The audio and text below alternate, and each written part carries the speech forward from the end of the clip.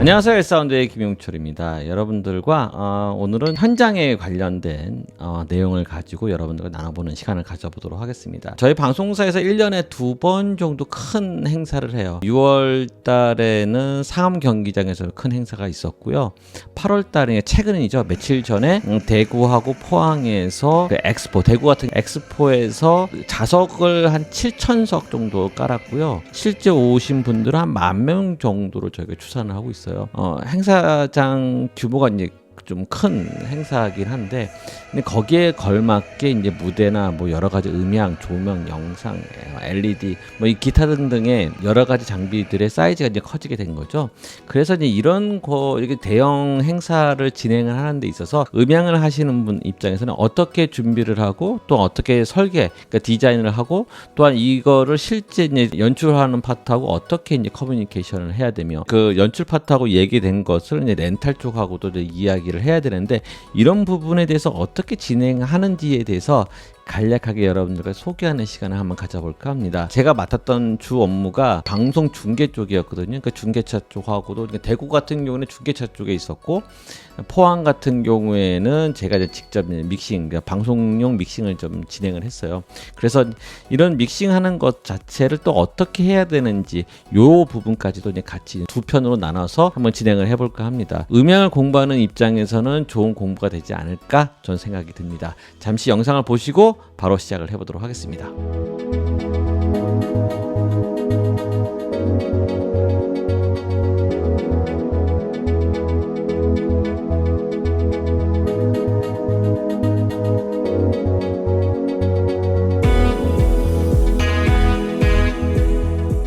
이런 대형 행사를 하게 되면은 음향하는 쪽하고 영상, LED, 조명하는 쪽하고 조금 구분되는 부분이 있어요. 가장 큰 구분점은 뭐냐면, 그 음향 같은 경우에는 그 사이즈, 음향의 사이즈가 어디서 결정이 되냐면 그 객석의 사이즈에 따라서 결정이 되는 거죠. 뭐 7천, 요번 같은 경우에는 이제 의자 개수를 7,000석을 이제 깔았단 말이죠. 그렇다고 실제 올 수 있는 사람들, 그러니까 그 공간의 크기는 한 10,000명 정도를 수용할 수 있는 공간의 크기라는 거죠. 근데 그것을 기준을 잡고 음향은 설계가 들어가게 되는 거예요. 그 반면에 영상, 조명, 스크린 이쪽 관련돼서는 이제 무대 뭐 이쪽 관련돼서는 무대 사이즈에 따라서 결정이 된다라는 거죠. 무대를 얼마나 크게 하냐에 따라서 LED 사이즈가 결정이 될 거고요. 또 영상도 마찬가지, 무대가 얼마나 크냐에 따라서 앵글을 잡는 카메라의 개수가 바뀌게 된다라는 거죠. 집도 사이즈가 뭐 하나 쓸 걸 2개 써야 되는 상황이 벌어지게 되는 거고, 뭐 기타 등등 어쨌든 간에 무대 사이즈에 따라서 그 물량의 사이즈가 바뀐다라는 거예요.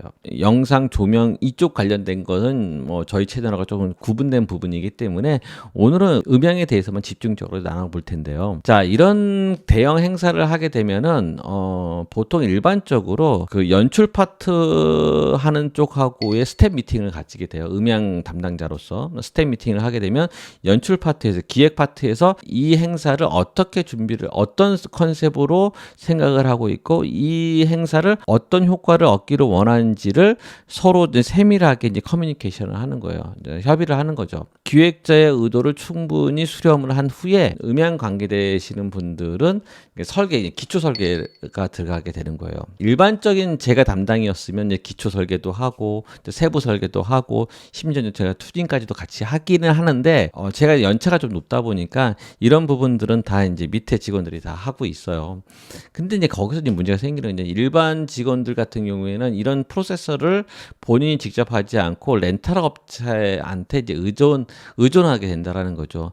보통 일반 큰 행사 같은 경우에는 이제 영상, 조명, 뭐 무대, 뭐 여러 가지가 복합적으로 작용하다 보니까 PM을 사용하게 되는 거죠. 프로젝트 매니저를 이제 옆에 두고 그 업체에다 턴키 베이스 차원으로 진행을 많이 하는데, 이번 같은 경우도 거의 그런 개념이었었어요. 그러다 보니까는 제가 관여할 부분이 상당히 축소가 된 부분이 있긴 했죠. 그러다 보니까 방송 중계 쪽에만 제가 이제 국한적으로 제가 작업을 했던 거예요. 제가 이제 뭐 다른 업무를 배제하고 이거에만 집중할 수 있는 시간적 여유가 있다고 하면은 저 같은 경우는 이런 프로세서를 가질 것 같아요. 우리가 이제 시작을 하게 되면 이렇게 시작을 하는 거예요. 기초 설계라는 게 뭐 대단한 건 아니고요. 그 무대, 그러니까 객석의 크기, 무대의 크기가 이제 어느 정도 나왔으면 그것을 근거로 해서 많이 사용하는 시뮬레이션, 음향 시뮬레이션 중에 저 같은 경우는 이제 이지를 선호하게 돼요. 이지 같은 경우에는 버전 지금 5까지 나왔다고 얘기를 하고, 또 아니면 간략하게 지금 같은 이런 이벤트 행사에 관련된 디자인을 하려고 하면 포커스라고 있어요. 그러니까 어느 정도까지는 무료로 저희가 사용할 수 있기 때문에 이 정도의 기초 설계 정도는 충분히 무료 버전으로도 사용할 수 있다라는 거죠. 지금 보시는 것처럼 제가 지금 진행했던 기초 설계 아니에요. 근데 기초 설계 아닌데 뭐 이 정도까지는 충분히 이제 무료 버전으로도 충분히 가능하니까 여러분들이 그래도 이제 음향을 배운 사람이라고 하면 이 정도는 한번 돌려보고 저희가 이제 설계에 반영을 하는 거죠. 이게 숫자로 되어 있는 부분은 내가 이제 그 측정 포인트를 얘기하는 거고요. 실제 설치한 거는 1번, 2번, 3번, 4번. 요거는 이제 우퍼를 얘기를 한 거예요. 그다음에 요거 같은 요 5번하고 8번은 딜레이 스피커고, 그다음에 6번하고 7번은 메인 스피커예요. 뭐 이런 식으로 구성을 한 거고요.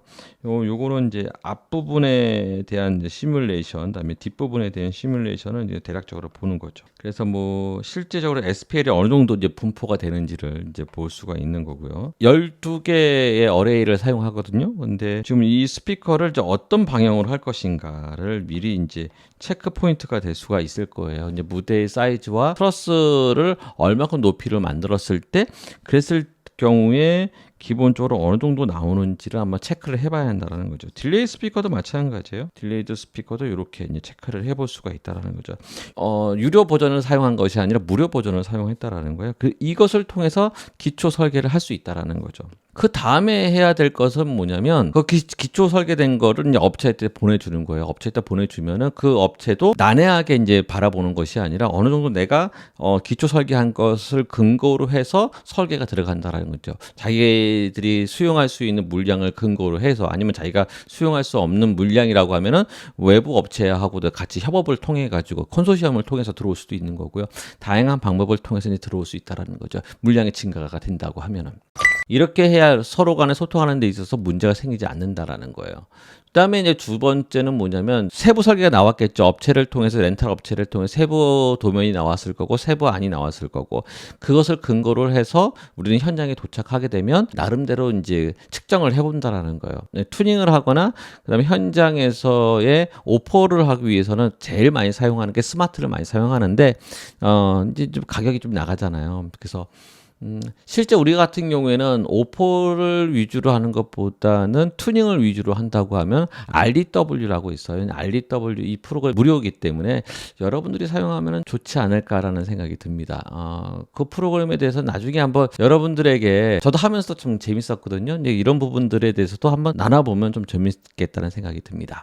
자, 오늘은 어디까지나 설계에 관련된 어떤 업체하고 협의, 그다음에 기획하는 사람, 그러니까 PM하고의 얘기, 뭐 여러 가지 이런 부분에 대해서 여러분들 어떻게 이 과정을 가야 되는지에 대해서 잠깐 설명을 해봤습니다. 다음번 영상은 여러분들이 좀 관심 있게 가질 필요가 있을 거예요. 왜냐하면 현장에서 방송 중계, 그러니까 요즘 같은 경우 유튜브 생방송이 많이 대두가 되다 보니까는 이쪽 관련돼서는 오퍼를 어떻게 해야 되는지, 어떤 관점으로 해야 되는지 이 부분이 조금 여러분들에게 도움이 될 거라는 생각이 듭니다. 그래서 그 부분은 다음번 시간에 한번 나눠보도록 하겠습니다. 다음번에 만남을 기대하면서 준비하도록 하겠습니다. 고맙습니다. 감사합니다.